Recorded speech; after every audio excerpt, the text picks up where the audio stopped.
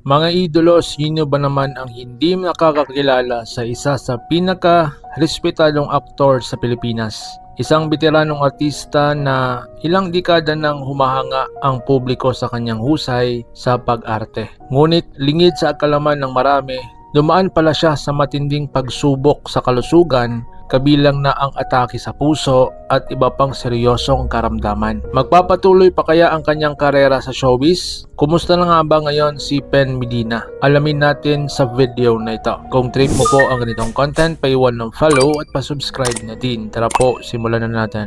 Yun ang pinagmamalaki ko, na nakasama ako sa Batang Quiapo. Si Pen Medina o sa totoong buhay, si Crispin Parongao Medina Sr. ay isinilang noong August 27, 1950. Isa siya sa pinakarespetadong karakter aktor sa bansa at kilala sa kanyang kakaibang lalim sa pagganap bilang bida, kontrabida, ama, rebelde, pinuno at iba pang makukulay na karakter. Sa loob ng napakadaming taon, pinatunayan ni Pen Medina na hindi kailangan maging leading man para maging alamat sa industriya. Nag-aral po siya sa University of Santo Tomas, Far Eastern University at University of the East kung saan kumuha siya ng Fine Arts at Pre-Med. Ngunit kalaunan pinili niyang sundan ang kanyang tunay na passion, ang sining ng pag-arte. Nagsimula siya sa teatro bago tuluyang sumabak sa pelikula at telebisyon. Ilan sa kanyang pinakatumulak na papel ay ang mga sumusunod: Pasiano Rizal sa pelikulang Jose Rizal noong 1998, Hagorn sa hit fantasy series na Encantadia,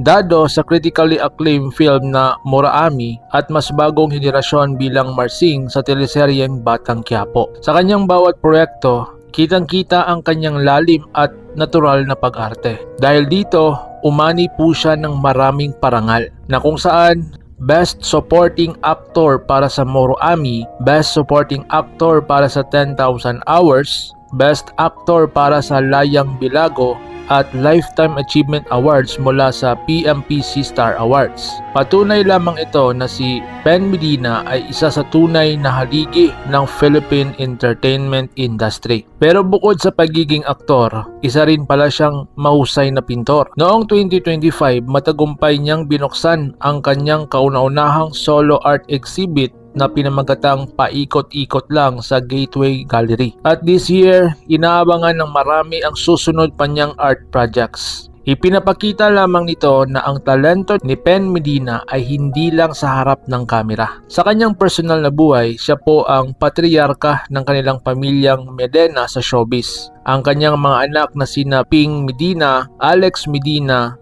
Victor Medina at iba pa ay pawang nakilala rin sa larangan ng pag-arte. Ngunit dumaan din siya sa mabibigat na pagsubok sa kalusugan. Sa taong 2022, sumailalim siya sa spine surgery dahil sa kanyang degenerative disc disease. At mas ikinagulat ng marami nang ibinunyag niya na siya pala ay inatake rin sa puso. Ayon po sa mga ulat, kinakailangan niyang magpahinga muna sa trabaho dahil nahihirapan na siyang huminga lalo na sa matitinding eksena. May kondisyon din siyang may kinalaman sa pagkipot ng daluyan ng dugo dahilan upang sumailalim siya sa angioplasty at paglalagay ng stent. Sa kabila nito, nanatiling matatag si Pen Medina at patuloy na lumalaban sa kanyang buhay. Last year, 2025 naman, naging biktima rin siya ng fake news sa social media matapos kumalat ang maling balita na pumanaw na daw siya. Agad naman itong pinasinungalingan ng kanyang pamilya at mismong si Pen Medina ay nagpakita ng proof of life upang ipakitang siya ay buhay at maayos. Sa kabila ng kanyang edad, sakit at pagsubok, nananatili siyang inspirasyon sa maraming Pilipino. Si Pen Medina ay patunay na ang tunay na artista ay hindi nasusukat sa kasikatan kundi sa tibay,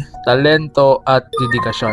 Ikaw mga idolo, isa ka rin ba sa humanga kay Pen Medina? I-comment ang iyong mensahe para sa kanya sa comment section sa ibaba. At kung gusto mo pa ng ganitong mga kwento tungkol sa mga veteranong artista, huwag kalimutang mag-like, subscribe at pindutin ang notification bell para updated tayo pareho sa mga ganitong uploads. So paano? Ingat po kayo.